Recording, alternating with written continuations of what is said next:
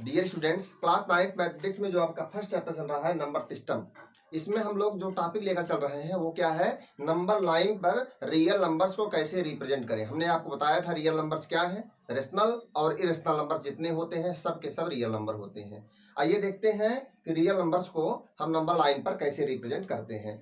तो हमने previous video में आपको बताया था कि किसी भी नेचुरल नंबर को अथवा किसी होल नंबर को या किसी इंटीजर्स को हम नंबर लाइन पर कैसे रिप्रेजेंट करते हैं। हमने ये भी बताया था कि रेशनल नंबर से यदि कोई हो तो उसको कैसे रिप्रेजेंट करते हैं। आइए बारी बारी से एक एक एग्जांपल लेकर चेक कर लेते हैं और फिर आगे बढ़ते हैं।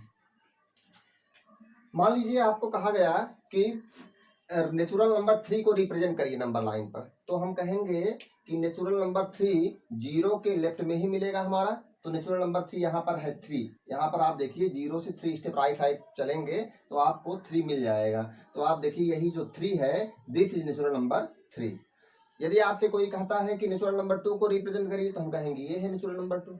अच्छा, यदि कोई कहता है होल नंबर 3 को रिप्रेजेंट करिए तो वही तो होल नंबर जो 3 है वही नेचुरल नंबर 3 भी है। अच्छा, यदि कोई कहता है कि जीरो, होल नंबर 0 को रिप्रेजेंट करिए तो ये है। यदि कोई कहता है कि इंटीजर -3 को रिप्रेजेंट करें तो -3 इंटीजर यहाँ पर है। 0 से 3 स्टेप लेफ्ट में चलेंगे तो हमें -3 मिल जाएगा। यदि 0 से 2 स्टेप लेफ्ट में चलेंगे तो हमें क्या मिल जाएगा, पॉइंट -2 मिल जाएगा। इस तरह से यदि हमें -3 देखना हुआ, -2 देखना हुआ तो हम देख सकते हैं। आइए अब हम एक रेशनल नंबर की बात करते हैं। मान लीजिए हमें रेशनल नंबर शो करना है -2 होल 7/8। तो हम इसको कैसे रिप्रेजेंट करेंगे, तो ये हम देख रहे हैं कि यहाँ पर ये कैसा रेशनल नंबर है, निगेटिव रेशनल नंबर है। तो हमें पता है निगेटिव रेशनल नंबर किधर मिलने वाला है, 0 के लेफ्ट में मिलने वाला है। ठीक है, तो हमें याद रखना है केवल कि निगेटिव है, यानी कि 0 के लेफ्ट में मिलेगा। आइए ठीक है, अब माइनस को इग्नोर करते हैं। क्या है ये, इसको 2 होल 7/8 को हम लिख सकते हैं 2 + 7/8, यानी कि 2 स्टेप, ये जो 2 प्लस है तो इसका मतलब हुआ 2 स्टेप लेफ्ट में हमें, क्योंकि माइनस है इसलिए हमें लेफ्ट में चलना है, तो 2 स्टेप लेफ्ट में चलना है। और उसके बाद क्या करना है, 2 स्टेप लेफ्ट में चलने के बाद क्या करना है, 7/8 स्टेप और लेफ्ट में चलना है हमें। तो 7/8 स्टेप का क्या मतलब है, तो जो 2 स्टेप हम चल पड़े हैं इतना तो कंप्लीट हो गया। अब क्या करना है, 7/8 चलना है। तो क्या करना है, जो -2 से लेकर जो -3 तक का जो डिस्टेंस है, इस डिस्टेंस के हम कितने पार्ट करेंगे, 8 इक्वल पार्ट कर लेंगे। तो चलिए 1 यहाँ शुरुआत करेंगे, 1 2 3 4 5 6 7 और 8 स्टेप हो गया।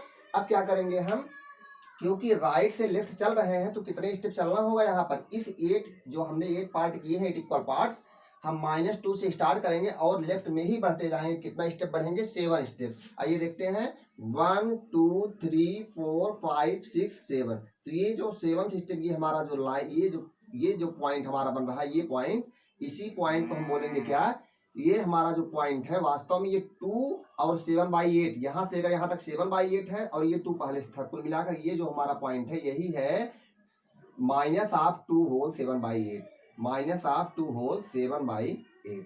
क्योंकि यहाँ से लेकर यहाँ तक 2 स्टेप हो गया और यहाँ से लेकर यहाँ तक, यहाँ से लेकर के यहाँ तक जो इतना डिस्टेंस है, यही क्या है, 7/8 है। तो हम 2 स्टेप लेफ्ट में बढ़े तो -2 हो गया और 7/8 और बढ़ गए तो -2 और फिर कितना, -7/8 और कुल मिलाकर कितना हो गया, -2 होल 7/8, -2 होल 7/8। यहाँ से लेकर यहाँ तक पहुंच गए।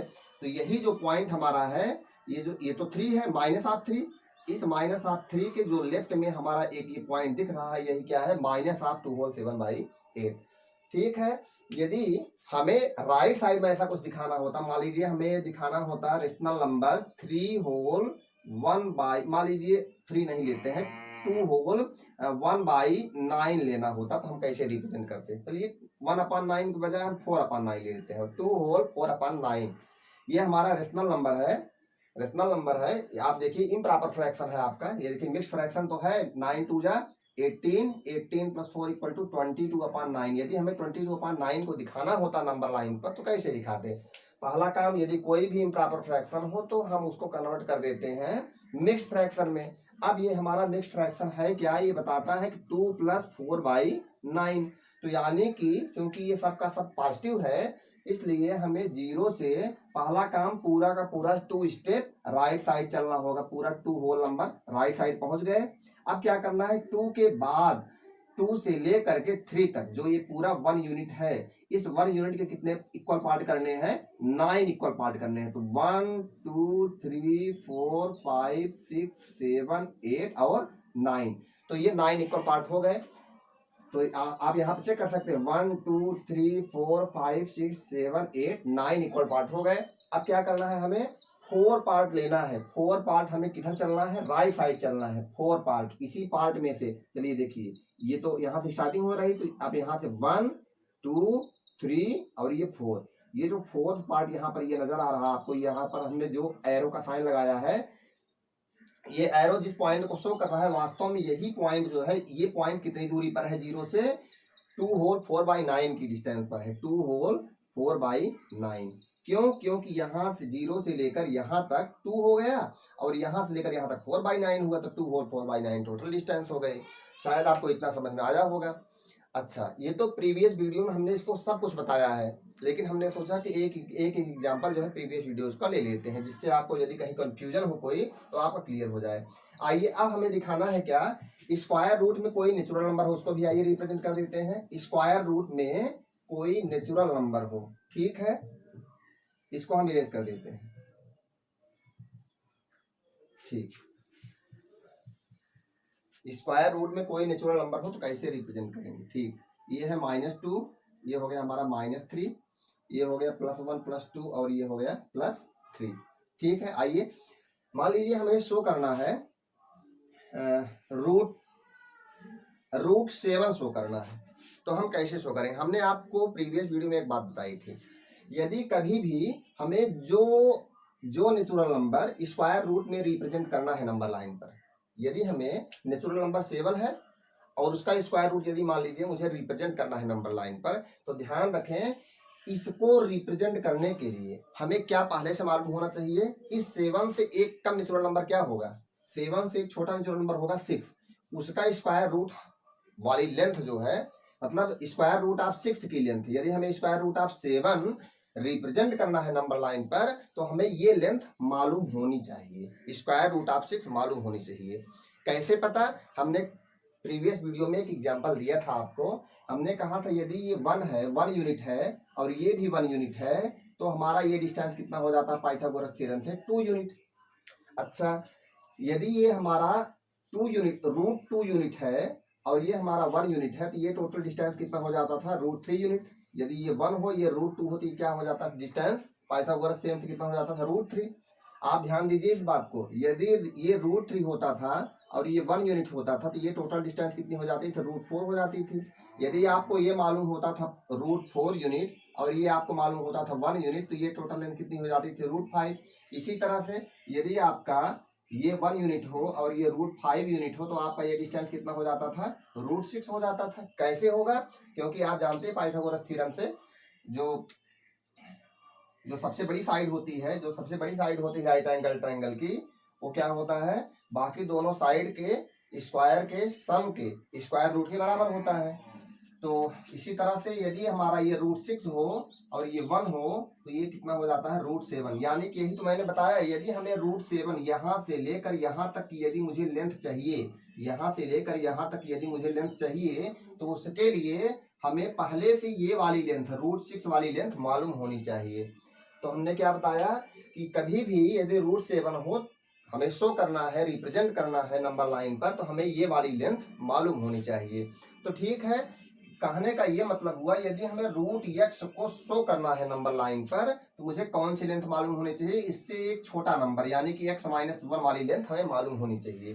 तो यानी कि यदि हमें √x दिखाना है नंबर लाइन पर, इस लेंथ को दिखाना है, तो ये 1 यूनिट लेंथ और ये वाला लेंथ जो है, ये वाला लेंथ यहाँ से लेकर यहाँ तक की जो लेंथ है, वो √x - 1 हमें मालूम होनी चाहिए। और ये राइट एंगल ट्रायंगल हो तो शायद आपको ये बात समझ में आ रही हो। आइए, यदि हमें कोई नंबर लाइन पर रिप्रेजेंट करना है, आइए एक नंबर ले लेते हैं, उसी को हम रिप्रेजेंट कर देते हैं। आइए देखते हैं, मान लीजिए मुझे √5 को शो करना है, √5 को हमें नंबर लाइन पर शो करना है। आइए देखते हैं, √5 को यदि हमें शो करना होगा तो हमें पता है कि हमें √5 को यदि शो करना है तो √4 हमें मालूम होना चाहिए नंबर लाइन पर कितनी डिस्टेंस है √4। तो हमें पता है √4 कितना होता है, 2 होता है। तो यहाँ से लेकर यहाँ तक की जो लेंथ है वास्तव में कितना है, यही है 2। इसी को हम बोल सकते हैं √4। अब इसी 2 पर, ये जो 2 वाला पॉइंट है, इसी पर यदि हम 1 यूनिट लेंथ ले लें, परपेंडिकुलर लेंथ, यहाँ पॉइंट 2 से परपेंडिकुलर, इस नंबर लाइन से परपेंडिकुलर लेंथ 1 यूनिट का ले लें, तो यहाँ 0 से लेकर जो यहाँ तक का लेंथ होगा 1 यूनिट तक का, यही क्या होगा, यहाँ से लेकर यहाँ तक का जो लेंथ होगा, यहाँ से यहाँ तक का लेंथ, ये क्या होगा, √5 होगा। तो √4 ये था, यहाँ से लेकर यहाँ तक का जो लेंथ था √4 था, यानी कि 2 जिसे हम कहते हैं 2 लेंथ, और यहाँ से लेकर यहाँ तक 1 था। तो ये टोटल डिस्टेंस यहाँ से लेकर यहाँ तक कितना हो गया, √5 हो गया। अब हमें करना क्या है, 1 मिनट, ये 1 यूनिट है। ठीक, अब क्या करना है, हम यहाँ, ये हमारा सेंटर हो गया। जब हम कंपास लेंगे, कंपास का जो कंपास है, कंपास को हम कहाँ रखेंगे, एक नीडल को कहाँ रखेंगे, पॉइंट 0 पर रखेंगे। 0 वाले पॉइंट पर रख करके कितना डिस्टेंस लेंगे, कितना रेडियस लेंगे हम, √5 यूनिट, यानी कि यहाँ से लेकर यहाँ तक का जब रेडियस ले लेंगे तो वही होगा √5 यूनिट। अब यहाँ से रेडियस लेकर के हम क्या करेंगे, आर्क लगा देंगे, ऐसे करके आर्क लगा देंगे। यहाँ से ऐसे सेंटर को, इस जो हमारा ये जो सेंटर है, हमने पॉइंट 0 को क्या मान लिया है, सेंटर, और सेंटर पर हम नीडल को रखेंगे, उसको हटाएंगे नहीं, और यहाँ से क्या करेंगे, आर्क लगा देंगे। यही इतनी डिस्टेंस लेकर, √5 की डिस्टेंस लेकर हम आर्क लगा देंगे। तो ये जिस पॉइंट पर कट करेगा, ये आर्क जो है जिस पॉइंट पर कट करेगा, यही पॉइंट क्या होगा, √5 होगा। आपको पता है कि जब हम यहाँ पर सेंटर ले लिए, जब यहाँ पर हम सेंटर लेंगे, जैसे मान लीजिए हमने अंगूठे को सेंटर मान लिए, ये अंगूठा यहाँ रख देते हैं। अब जब कंपास ऐसे घुमाएंगे तो ये देखिए, ध्यान दीजिए, ये जो हमारा होगा, ये जो बन रहा है, ये इस तरह से ये जो बन रहा है, ये वास्तव में क्या है, वास्तव में ये रेडियस आर है। ये जो सर्कल बन रहा है, यदि पूरा घुमा देंगे सर्कल बनेगा। तो याद रखिए, यदि ये आर है तो ये भी तो आर ही होगा। तो यदि ये √5 है तो ये कितना होगा, ये भी √5 ही होगा। क्या है, रेडियस है, सेम रेडियस। यदि सर्कल बना रहे हैं तो सर्कल का सेंटर ये होगा, और इस तरह से सेम रेडियस √5 ये है, √5 ये भी होगा। शायद आपको ये क्लियर हो गया होगा। मान लीजिए हमें √7 दिखाना होता तो हमें √6 वाली लेंथ मालूम होनी चाहिए थी। ठीक है, तो √6 वाली लेंथ हमें मालूम होनी चाहिए थी। तो ठीक है, हमने √5 को दिखा दिया। यदि √7 को मालूम करना होता, √7 को हमें रिप्रेजेंट करना होता, तो हम उसको रिप्रेजेंट कर देते। ठीक है, आइए देखते हैं, यदि इसी समय हमें √6 को रिप्रेजेंट करना पड़े, कोई प्रॉब्लम नहीं है, √6 को आइए रिप्रेजेंट कर देते हैं। हमें पता है ये √5 है, ध्यान दीजिए, ये यहाँ से लेकर यहाँ तक की लेंथ √5 है। अब यदि हमें √6 को दिखाना है, तो हमें तो √5 वाली लेंथ मालूम है। अब यहाँ इस पॉइंट से हमें परपेंडिकुलर ड्रा कर देना 1 यूनिट। अब क्या हुआ, ये परपेंडिकुलर है। अब क्या करेंगे, ये 1 यूनिट है, ये यहाँ से यदि इसको मिला देंगे तो ये वास्तव में कितना लेंथ होगा, वास्तव में जब हम इसको इससे मिला देंगे तो वास्तव में ये लेंथ कितना होगा, √6 होगा। अब इसी समय यदि मान लीजिए हमें √6 मालूम हो गया, अब यदि हमें √7 दिखाना होगा तो हम वो भी दिखा देंगे। कैसे, यहाँ से 1 यूनिट लेंथ लेकर के यहाँ से परपेंडिकुलर ड्रा कर देते हैं 1 यूनिट। अब यहाँ से लेकर जो यहाँ तक की लेंथ होगी वास्तव में कितनी होगी, ये यहाँ से लेकर यहाँ तक 1 यूनिट है। अब यहाँ से लेकर यहाँ तक क्या हो गया, √7 लेंथ हो गया। अब यदि मान लीजिए मुझे √7 को नंबर लाइन पर रिप्रेजेंट करना है तो क्या करेंगे, यही रेडियस ले लेंगे और यहाँ पर आर्क लगा देंगे। तो जहां पर ये यहाँ से रेडियस लेंगे, यहाँ से लेकर यहाँ तक का रेडियस, और इसको सेंटर मान लेंगे, तो √7 की लेंथ लेकर जब आर्क लगाएंगे तो यहाँ से लेकर यहाँ तक जहाँ पर भी आर्क लगेगा वही क्या होगा, √7 होगा। इस तरह से हम नंबर लाइन पर किसी भी नेचुरल नंबर के स्क्वायर रूट को रिप्रेजेंट कर सकते हैं। शायद आपको इतनी बात समझ में आ गई होगी। तो इसको हमने, ये सब अब तक जो हमने कुछ बताया, ये सब हमने प्रीवियस वीडियो में आपको एक्सप्लेन कर दिया था। अब आपकी बारी आती है, अब आपको समझना क्या है, यदि मान लीजिए हमें नंबर लाइन पर √5/8 को रिप्रेजेंट करना हुआ तो हम कैसे रिप्रेजेंट करेंगे। मान लीजिए √9.3 को रिप्रेजेंट करना हुआ तो कैसे रिप्रेजेंट करेंगे। √7.3 को रिप्रेजेंट करना हुआ तो हम कैसे रिप्रेजेंट करेंगे नंबर लाइन पर। आइए इसको हम समझेंगे, लेकिन इसके पहले आप एक एक्सरसाइज है, एक्सरसाइज 1.2, आइए उसके कुछ क्वेश्चन पर डिस्कस कर लेते हैं। एक्सरसाइज 1.2 आइए देखते हैं क्या है। Exercise 1.2 exercise 1.2। तो क्या क्वेश्चन कह रहा है? Question number first, state whether the following statements are true or false, justify your answer. ठीक है, आइए फर्स्ट क्वेश्चन की बात करते हैं। हमें बताना है कि ये ट्रू है कि फॉल्स है, और यदि ट्रू है तो क्यों, और फॉल्स है तो क्यों। ठीक है, every irrational number is a real number, हमने डिफिनीशन से ही बताया था। और आपको बता दें एक बात, नंबर लाइन पर जिन जिन नंबर्स को हम रिप्रेजेंट कर सकते हैं वो सभी नंबर क्या होते हैं? रियल नंबर होते हैं। वे सभी नंबर रियल नंबर होते हैं जिसे हम नंबर लाइन पर रिप्रेजेंट कर सकते हैं। चाहे कह दें नंबर लाइन पर रहने वाले हर एक नंबर क्या होते हैं?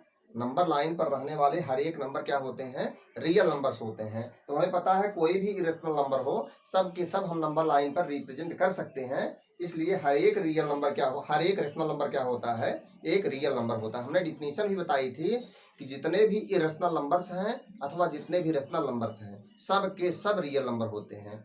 तो इस तरह से आपका जो हमारा फर्स्ट क्वेश्चन हुआ, every irrational number is a real number. Every irrational number, EVERY, every irrational number is a real number. ये आपका क्या हुआ? ये ट्रू स्टेटमेंट है। ठीक है, आइए सेकंड स्टेटमेंट की बात करते हैं। Every point on the number line is of the form √m। कह रहा है कि नंबर लाइन पर जितने भी नंबर्स होते हैं, ये तो मान लीजिए नंबर लाइन पर यही इतने नंबर्स नहीं होते, इनके बीच में भी ढेर सारे रेशनल और इरेशनल नंबर्स हैं, लेकिन हम केवल इन्हीं की बात एक बार कर लेते हैं। And minus infinity and so on, क्या प्लस इन्फिनिटी मान लीजिए। ठीक है, कह रहा है कि रियल नंबर पर यानी कि नंबर लाइन पर जितने भी पॉइंट्स होते हैं, नंबर लाइन पर जितने भी पॉइंट्स होते हैं, फिलहाल ये तो हमने केवल कुछ पॉइंट लिया है, तो यदि सबकी बात हम ना करें, केवल कुछ की बात कर लेते हैं। आइए, every point on the number line is of the form √m where m is a natural number. किस फॉर्म का होता है? √m के फॉर्म का होता है। किस फॉर्म का? √m के फॉर्म का, जहां m क्या है? m is a natural number. आप ये बताए m नेचुरल नंबर है। ठीक है, तो हमें पता है कि यदि हम 3 की बात करें, ये 3 जो है ये किसका स्क्वायर रूट है? हमें पता है 3 जो है स्क्वायर रूट ऑफ 9 है। ठीक है, स्क्वायर रूट ऑफ 9 है, तो इसी को हमने यहाँ पर 3 कहा है। तो √m के फॉर्म का तो है ही है। यदि हम 2 की बात करें तो ये भी किसी न किसी नेचुरल नंबर का स्क्वायर रूट है, √4। यदि इसकी बात करें तो ये भी √1। चलिए ठीक है, मान लेते हैं 1 मिनट के लिए इस फॉर्म का हो सकता है, लेकिन जरा लेफ्ट में भी एक बार बढ़ के देख लीजिए।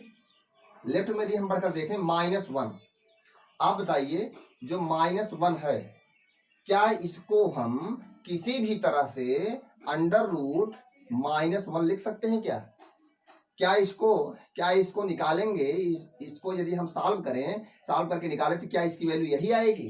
कभी नहीं आएगी। -1 को हम स्क्वायर रूट ऑफ m, यहाँ m कोई नेचुरल नंबर है, ऐसा कभी लिख ही नहीं सकते। क्यों नहीं लिख सकते? आप एक बात जान लीजिए, आप जानते हैं, नहीं जानते हैं तो जानिए कि किसी भी पॉजिटिव रियल नंबर का जो स्क्वायर रूट होता है हमेशा और हमेशा पॉजिटिव होता है। क्या बात समझे आप?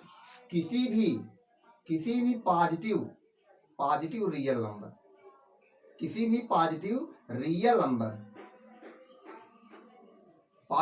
नंबर का जो स्क्वायर रूट होता है वो हमेशा जो रिजल्ट आता है वो क्या होता है? पॉजिटिव आता है। पॉजिटिव रियल नंबर ही आता है।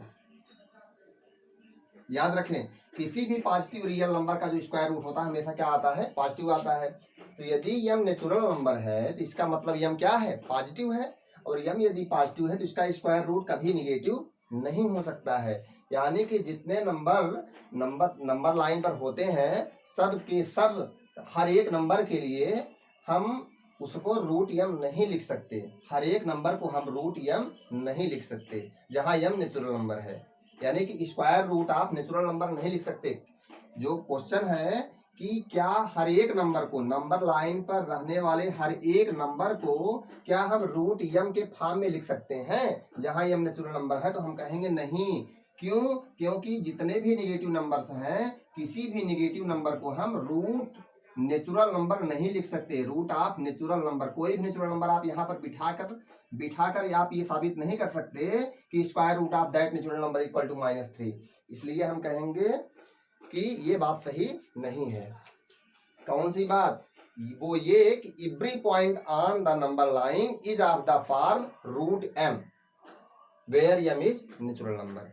यानी कि हर एक नंबर के लिए, हर एक नंबर लाइन पर रहने वाले हर एक नंबर के लिए ऐसा नहीं हो सकता कि वह हर एक नंबर जो है वो square root of natural number हो। हाँ, कुछ हो सकते हैं, कुछ नंबर्स नंबर लाइन पर ऐसे होते हैं जो कि रूट m के फॉर्म के होते हैं, लेकिन हर एक नंबर नहीं होता। हम नेगेटिव नंबर्स की यदि बात करें तो एक भी नेगेटिव नंबर ऐसा नहीं है जो कि किसी नेचुरल नंबर का स्क्वायर रूट हो। शायद आपको ये बात समझ में आ गई होगी कि कोई भी नेगेटिव नंबर किसी नेचुरल नंबर का स्क्वायर रूट नहीं हो सकता। हम लिख सकते हैं no any negative number, no any negative number, no any negative number और negative real number can be square root of a natural number. कभी भी कोई नेगेटिव नंबर किसी नेचुरल नंबर का स्क्वायर रूट नहीं हो सकता। यही मैंने दिखाया है, कोई भी नेगेटिव नंबर किसी नेचुरल नंबर का स्क्वायर रूट नहीं हो सकता। ठीक है, शायद आपको ये बात समझ में आ गई होगी। अब लास्ट है, थर्ड क्वेश्चन था आपका। थर्ड क्वेश्चन की अगर हम बात करें तो थर्ड क्वेश्चन है every real number is an irrational number. क्या हर एक रियल नंबर इरेशनल नंबर होता है? आपको पता है कि 1 क्या है? रियल नंबर है। क्या 1 इरेशनल है? नहीं। तो यहाँ पर तो कई रियल नंबर्स ऐसे हैं जो कि इरेशनल नहीं है। देखिए 3, 2, 1, 0, -1, -2, -3, एक भी रियल नंबर इसमें ऐसा नहीं जो कि इरेशनल हो। सब के सब रेशनल यहाँ पर हैं। जितने भी रियल नंबर्स यहाँ दिख रहे हैं सब के सब रेशनल है। तो हम कहेंगे जो क्वेश्चन कहा है कि every real number is irrational, ये तो बात गलत है, क्योंकि हम देख रहे हैं यहाँ पर कई रियल नंबर है, एक दो नहीं, कई रियल नंबर्स ऐसे हैं जो कि क्या है? इरेशनल नहीं है। यहाँ पर कई रियल नंबर ऐसे हैं जो कि इरेशनल नहीं है। तो ये बात गलत साबित हुई। कौन सी? Every real number is an irrational, ये बात गलत है, क्योंकि हमें पता है कि रियल नंबर्स का जो कलेक्शन होता है रेशनल का और इरेशनल का, दोनों नंबर्स का कलेक्शन होता है। तो वहां पर केवल इरेशनल नंबर्स का कलेक्शन नहीं होता रियल नंबर। तो हम कहेंगे क्या कि every real number is not a irrational number. Every real number is not an irrational number. हर एक रियल नंबर इरेशनल नंबर नहीं होता, केवल कुछ रियल नंबर्स जो है इरेशनल होते हैं और बाकी जो कुछ बच रहे हैं वो क्या होंगे? रेशनल होंगे। कुछ रियल नंबर्स इरेशनल होते हैं और कुछ क्या होते हैं? रेशनल होते हैं। तो शायद आपको इतनी बात समझ में आ गई होगी। अब यहाँ पर सेकंड क्वेश्चन आता है, आइए देखते हैं सेकंड क्वेश्चन क्या है।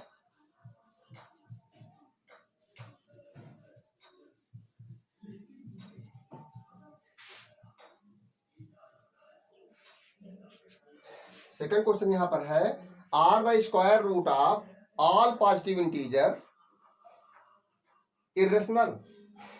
क्या जितने पॉजिटिव इंटीजर्स हैं सबका स्क्वायर रूट इरेशनल होता है? तो नहीं।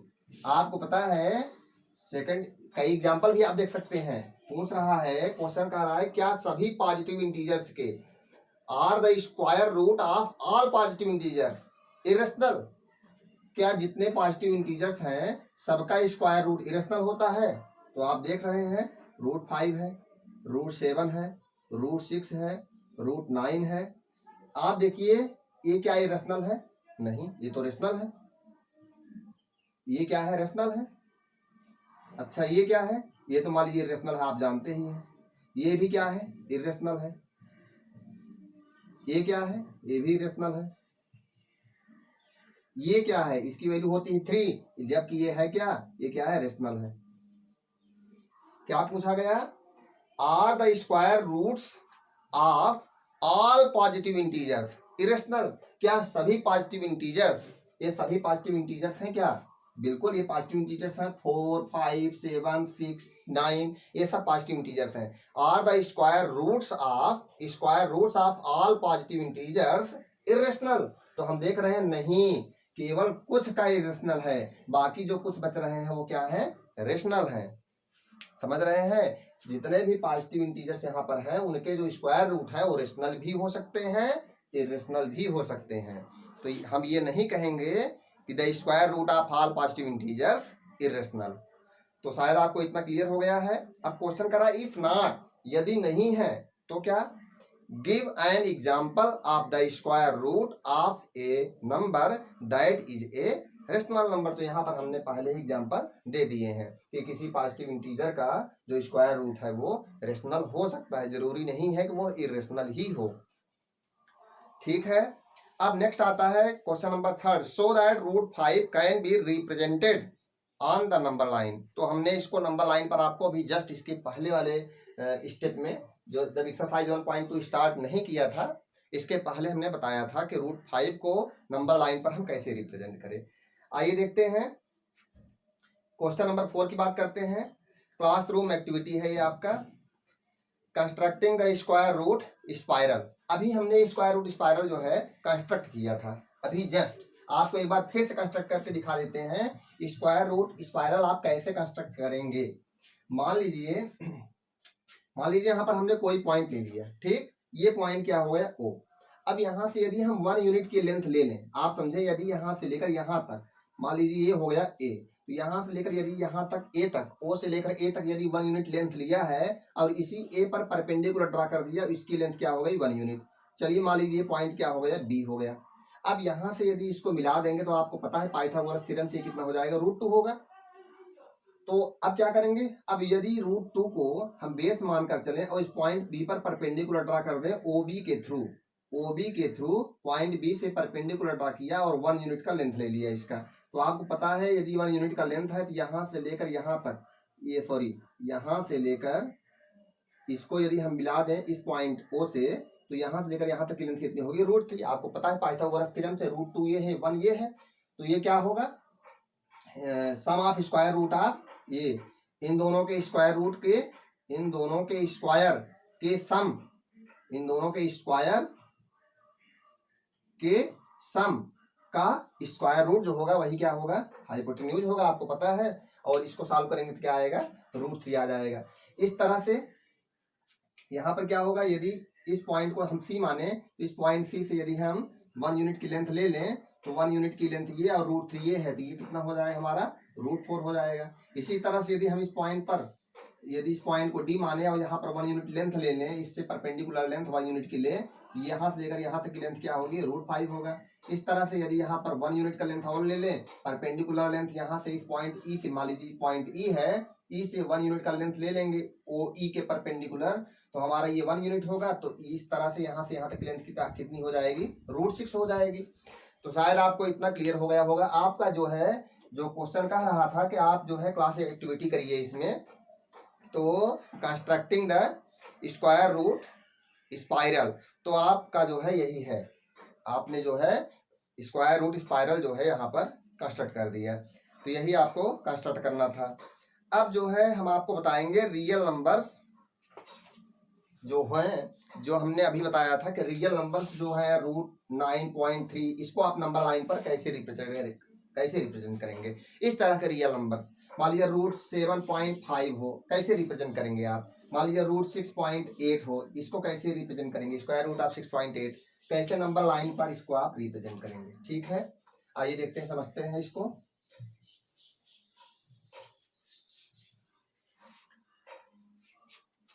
आप बताएं, यदि हम यहाँ पर लिखते हैं x को लिखें, तो x को क्या हम 2x/x लिख सकते हैं, 2x स्क्वायर बाई 2x लिख सकते हैं।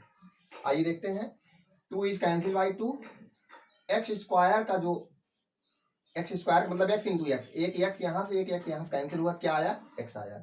यानी कि हम x को क्या लिख सकते हैं, यदि हम लिखना चाहें 4x/4 भी लिख सकते हैं।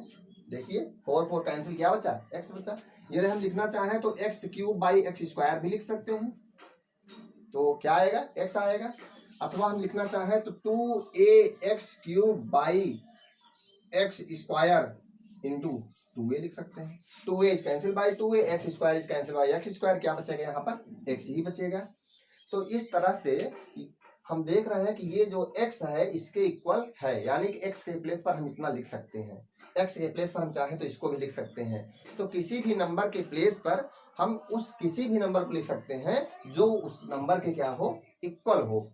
शायद आपको इतना पता चल गया होगा कि ये सब वैल्यूज जो है आपस में क्या है, इक्विवेलेंट है। ये सब के सब जो हमने एक्सप्रेशन लिखे हैं सब आपस में क्या है, बराबर है।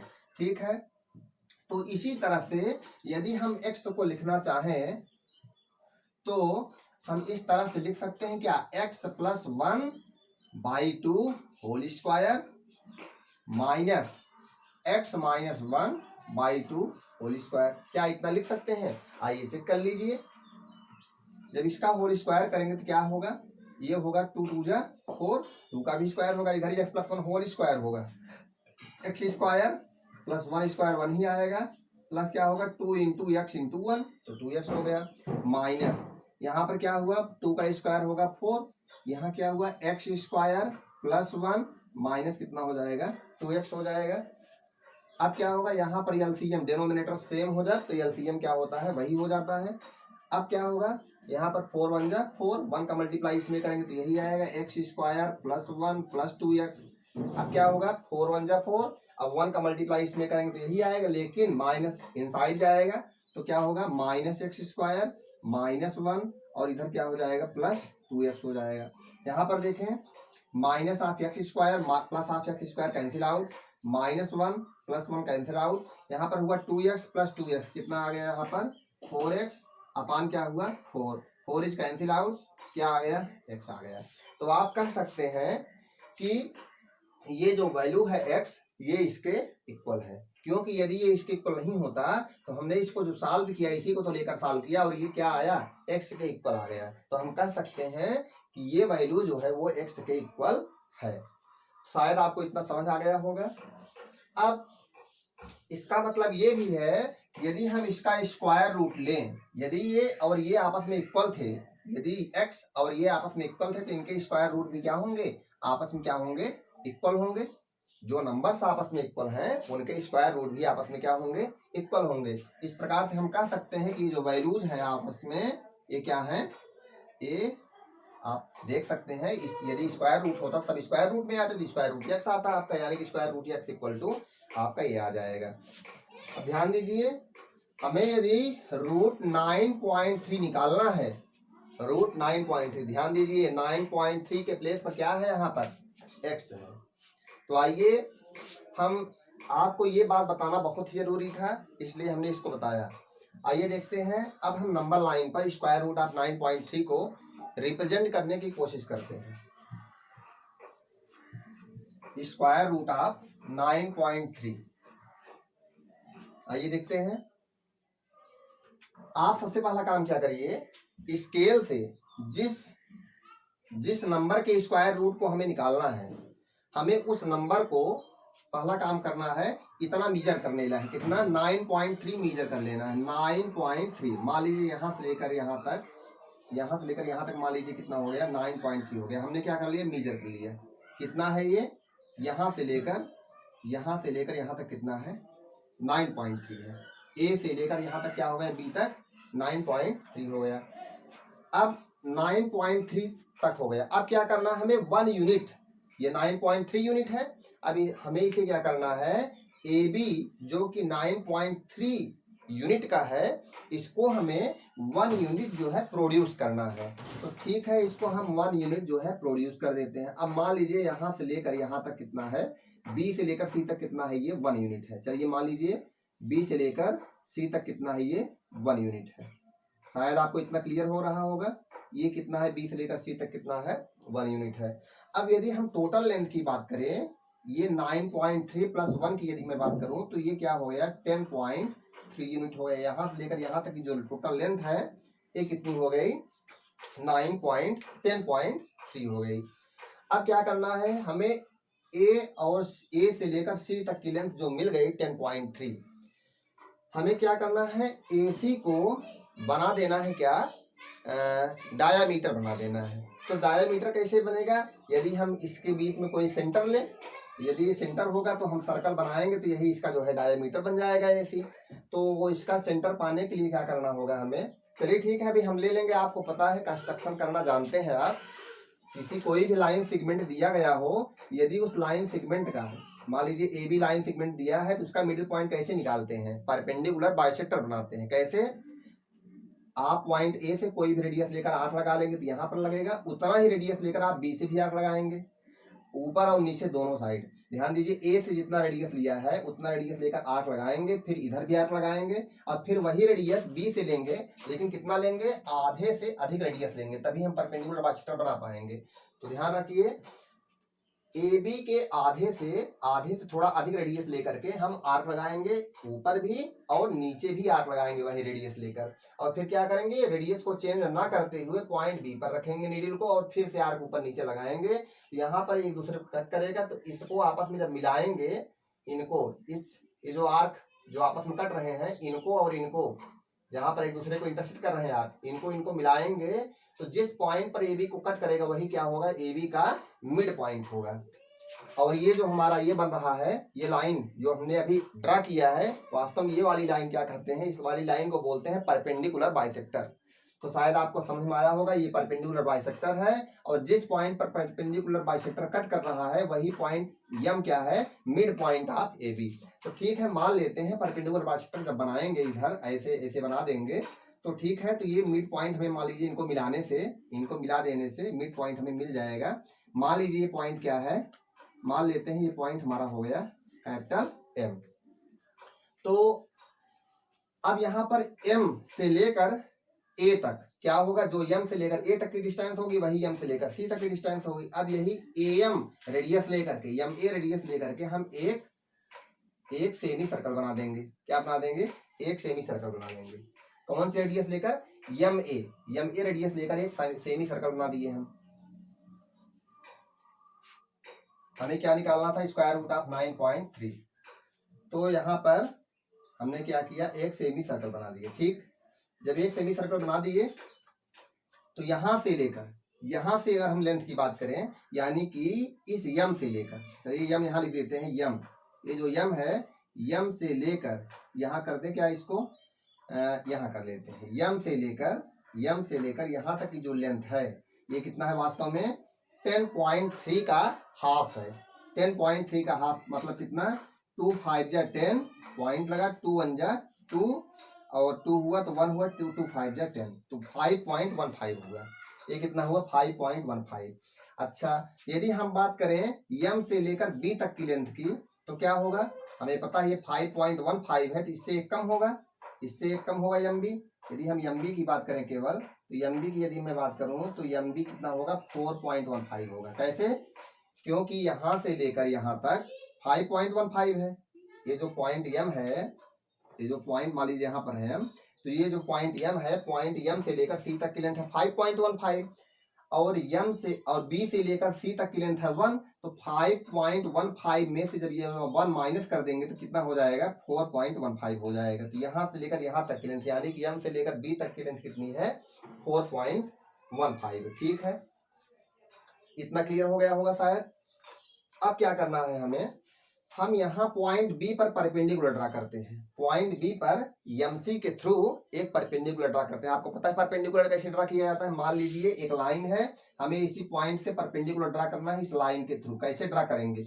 इस पॉइंट से कोई सा भी रेडियस, इस पॉइंट पर नीडल को रखेंगे, जो आपका कंपास है, कंपास की नीडल को यहाँ पर रखिए, और कोई सा भी रेडियस लेकर ऐसे आर्क लगा दीजिए, ऐसे आर्क लगाइए। उसके बाद रेडियस को चेंज ना करिए, आप उसी यहाँ पर रख करके यहाँ पर आर्क लगाइए, यहाँ से रख करके यहाँ पर, और उसके बाद इन दोनों की जगह पर रख करके जब यहाँ रखेंगे तो फिर यहाँ आर्क लगाइए, यहाँ पर रखेंगे तो यहाँ पर आर्क लगाएंगे, और यहाँ से लेकर यहाँ तक इसको मिला देंगे जब, तो आपका ये परपेंडिकुलर बन गया। इस पर जो है ये वाली लाइन क्या हो गई? परपेंडिकुलर हो गई। तो इस तरह से क्या करेंगे? पॉइंट बी पर हम रखेंगे कंपास को, और एक आर्क लगाएंगे, और इस तरह से यहाँ पर आर्क लगेगा दोनों जगह, फिर यहाँ से जब आर्क लगेगा तो ये पॉइंट बी से परपेंडिकुलर ड्रा हो जाएगा।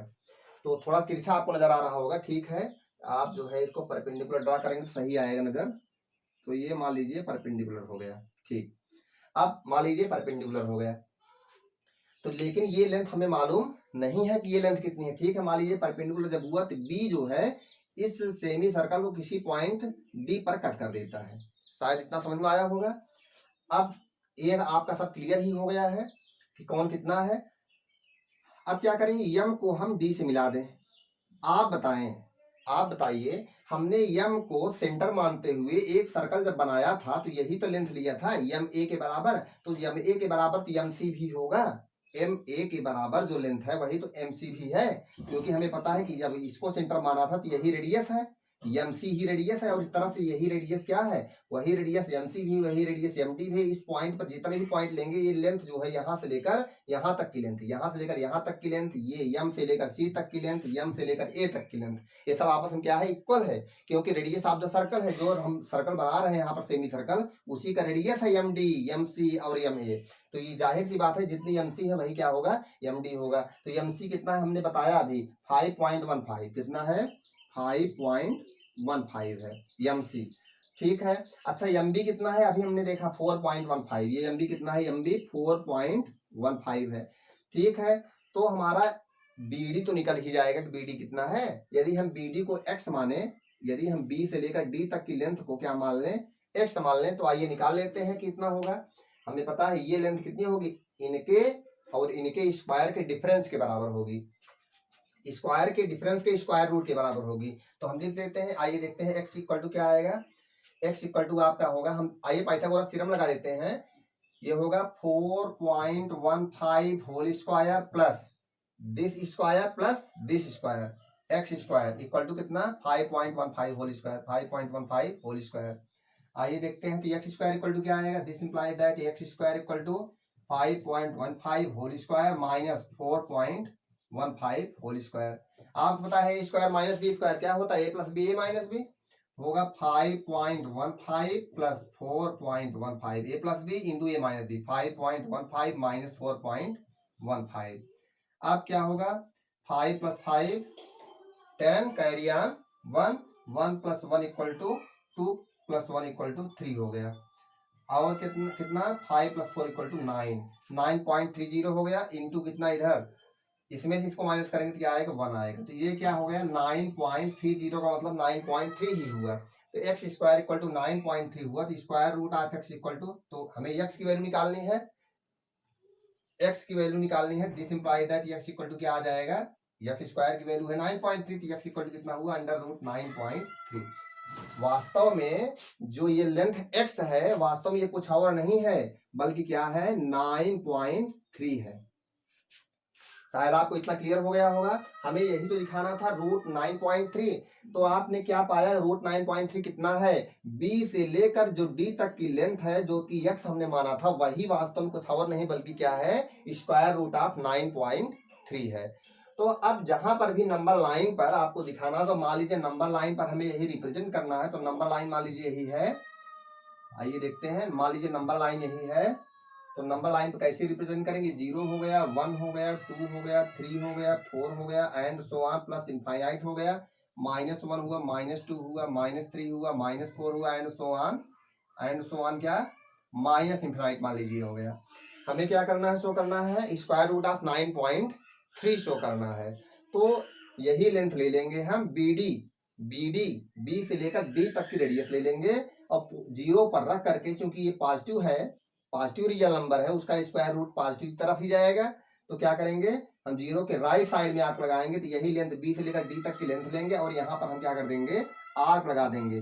तो जो आर्क लगेगा हमारा, ये जो हमारा आर्क यहाँ पर लगेगा, यहाँ पर या यहाँ पर कहीं आर्क जहाँ पर लगेगा, यही पॉइंट क्या होगा हमारा, स्क्वायर रूट ऑफ, यही पॉइंट क्या होगा, स्क्वायर रूट ऑफ 9.3 होगा। ध्यान दीजिए, बी से लेकर डी तक के बराबर की लेंथ ही क्या है, स्क्वायर रूट ऑफ 9.3 है। तो यही लेंथ लेकर के, यानी कि इतनी लेंथ के बराबर का रेडियस लेकर के 0 पर रख करके हम राइट साइड क्या करेंगे, आर्क लगा देंगे। तो जो जिस पॉइंट पर कट करेगा वही पॉइंट क्या होगा, स्क्वायर रूट ऑफ 9.3 होगा। शायद आपको इतना क्लियर हो गया होगा। यदि आपको क्लियर नहीं है तो इसके लिए हम नेक्स्ट वीडियो फिर से डालेंगे, जिसमें एक क्वेश्चन इसका जरूर और सॉल्व करेंगे। और ये थोड़ा वीडियो बड़ा हो रहा है, इसलिए जो है हम इसके बाद वाला जो है रिप्रेजेंटेशन है, मान लीजिए स्क्वायर रूट ऑफ 7.5 हुआ, और भी एग्जांपल्स लेंगे हम, वो नेक्स्ट वीडियो में आपको शो करेंगे। तब तक के लिए आप ऐसे ही, यदि आपको समझ में आया हो इन सब क्वेश्चंस को आप लगाइए, और सॉल्व करिए। Thank you very much.